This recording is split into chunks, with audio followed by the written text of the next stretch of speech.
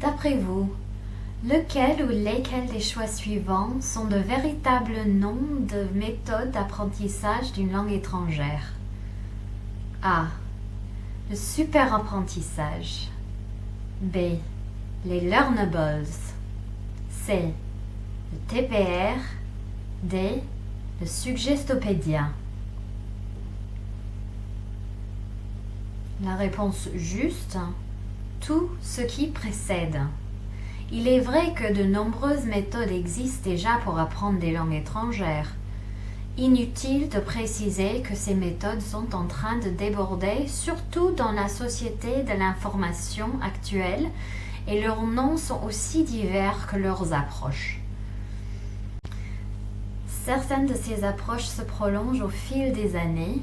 De plus, il faut mentionner qu'il existe également de nouvelles méthodes contenant un seul aspect innovant et pertinent, ainsi que des systèmes d'apprentissage anciens qui étaient en avance sur leur temps.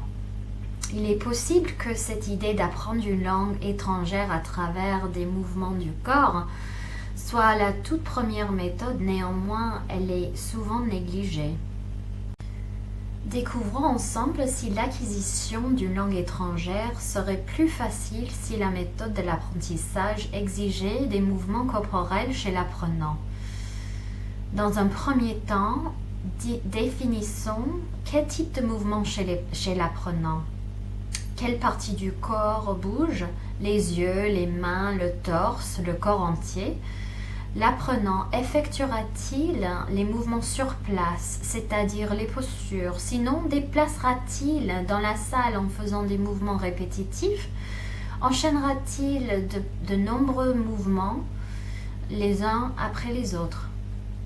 Après avoir constaté les aspects divers de comment fonctionnait le corps dans un deuxième temps, nous rentrerons aux côtés des recherches et données quantifiables, le mémoire, l'attention, l'absence de stress, dans un certain nombre de méthodes kinesthétiques existant à nos jours. Regardons au plus près ce qui appuie sur l'idée de l'équilibrage de l'hémisphère dominant. Le TPR, le Brain Gym, le RMT, le kinesthésie appliquée, le Suggestopédia, ainsi que des activités supplémentaires qui sollicitent des mouvements corporels à des degrés divers, mais ne sont pas forcément des méthodes kinesthésiques tant que telles.